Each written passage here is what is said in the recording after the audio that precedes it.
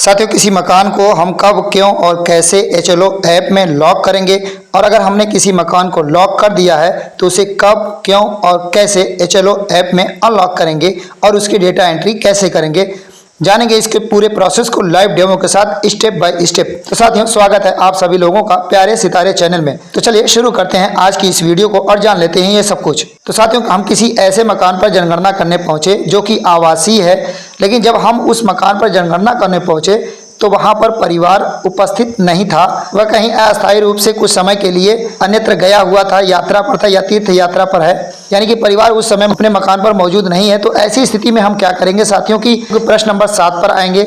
यहाँ जो पहला कोड आवास दिया है उसे चुनना है। इस पेज को थोड़ा सा स्क्रॉल करेंगे तो यहाँ देखिए नीचे एक चेक बॉक्स दिया गया है, लॉक है, इसको हम चुन लेंगे। जब हम अगला बटन प्रेस करेंगे तो ये हमको सीधे 34वें प्रश्न पर ले जाता है, जहां पर हमें मोबाइल नंबर एंटर करना होता है। मोबाइल नंबर पड़ोसियों की मदद से अगर उपलब्ध हो जाता है तो यहाँ एंटर कर देंगे, अन्यथा की स्थिति में बिना मोबाइल नंबर एंटर किए ही इसे सबमिट कर देते हैं। तो हमारे सामने उत्तर की समीक्षा आती है, इसको एक बार देख लेते हैं, देखने के बाद पुष्टि कर देते हैं तो ये मकान लॉक हो जाता है। लॉक करने से क्या होगा साथियों कि वह मकान हमारी जनगणना से छूटेगा नहीं और जब वह परिवार अपने मकान में वापस आता है तो हम उसकी गणना जा करके कर लेते हैं। सवाल यह आता है कि हमने मकान को लॉक किया है तो अनलॉक कैसे करेंगे। अनलॉक करने के लिए साथियों, अगर वह परिवार अपने मकान में वापस आ गया है और हमको इसकी सूचना मिल जाती है तो हम संबंधित मकान पर पहुंचते हैं और पहुंच करके HLO ऐप को ओपन करते हैं तो हमारे सामने इसका होम पेज आता है। यहाँ इस बटन को क्लिक कर देते हैं। अभी हमारे सामने यह इंटरफेस आता है, इसमें डेटा अपडेट करें बटन को क्लिक करते हैं। यहाँ पर हमारे द्वारा की गई सभी एंट्रीज को दिखाया जाता है। इस लिस्ट में से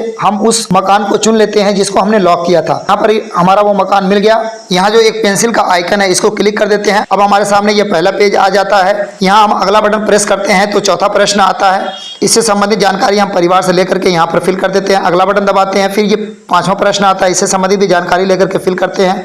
फिर देखिए अगला बटन प्रेस करते हैं, छठा प्रश्न आता है, इसे भी संबंधित जानकारी लेकर के यहाँ पर विकल्पों को चुन लेते हैं और जब अगला बटन दबाते हैं तो देखिए हमारे सामने 7वां प्रश्न आता है। यहीं पर साथियों रुक करके हमें संबंधित मकान को अनलॉक करना है। यहाँ जब पेज को स्क्रॉल करते हैं तो देखिए नीचे लॉक है, चेक बॉक्स सिलेक्टेड है, यहाँ से इसे अनलॉक कर देते हैं, यानी कि इसे टच करेंगे तो ये अनलॉक हो जाएगा, यानी ये मकान अनलॉक हो जाएगा। जब ये मकान अनलॉक हो जाएगा तो बाकी की एंट्रीज हम सामान्य परिवार के तरीके से ही सभी 34 प्रश्नों की एंट्री कर सकते हैं। 34वें पे जाकर के संबंधित परिवार का मोबाइल नंबर एंटर करेंगे और जब हम सबमिट करेंगे तो यहाँ पर उत्तर की समीक्षा वाला पेज आता है और यहाँ उत्तर की समीक्षा करने के उपरांत जब हम पुष्टि बटन को दबाते हैं तो इस मकान की जनगणना कंप्लीट हो जाती है। अनलॉक करने का तरीका यही है साथियों कि हमें प्रश्न नंबर 7 पर जाकर के जहाँ हमने लॉक किया था वहीं से हम उसको अनलॉक करते हैं।